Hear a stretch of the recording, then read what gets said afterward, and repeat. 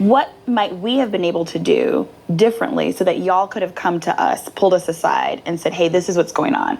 Because we all said, we are here for you all. Yeah. You can call us. And so I think I'm curious of what got in the way of that happening. Hindsight, expecting us to know that that would have been the right move is asking a lot in a really high pressure situation. When you've just married a stranger, you want it to work, you're giving it your all. And so if they want to go a certain path or take us down a certain road, then how do you speak up about that? I would challenge that. We wanted the marriage to work so bad, that's why we didn't reach out. And we thought by trusting them, going along with it, that was going to make our marriage survive. Are you using an absolute here and saying that all the men were controlling and manipulating? Yes, from day one. You can't ask that broad question across all of us. But that's what's being presented. So of these men, who was the ringleader? Cameron. Cameron. Yep. Here's my problem. If somebody is treating you in a way that is unbefitting of how a husband should treat a wife, I would want to know. And I would want to talk to him personally to handle that. Am I right or wrong? You're right, Pam. We're going to handle it. I think on our side, we felt that you did have the equipment to tell us how you felt and to come to us. You know, I mean, we don't think of you as, like wilted flowers. We think of you as strong women who have a lot of presence in the world, who've accomplished a great deal. And, whether, of course, now you think what you're thinking with the men we picked, but we felt the same way about them. Chloe, I want to hear from you, and what was the process like for you? The massive differentiating factor here is that Michael was not grouped into any kind of scheme, to my knowledge. And so we were really just coming from a place of trying to navigate a marriage.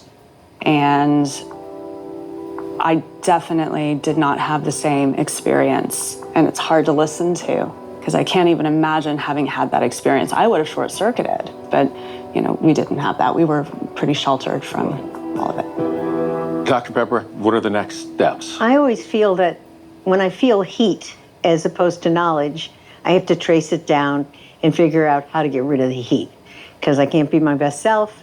I can't think well enough about the problem, and I can't move forward. I'm a big believer in therapy. Maybe if it's individual therapy, you can work through this stuff just to get to a point where you understand it. But the heat, the anger, those emotions leave you.